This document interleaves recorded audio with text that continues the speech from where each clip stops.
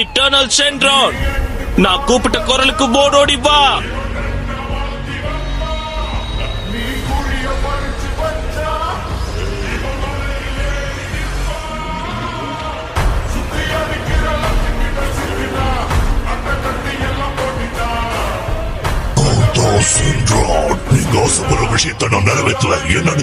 மன்னிச்சிருங்க, நான் நேரா விஷயத்துக்கே வரேன். அது என்னன்னா, நீங்க சூப்பர் சையான் காட் நீங்க யாரையாவது கேள்விப்பட்டிருக்கீங்களா?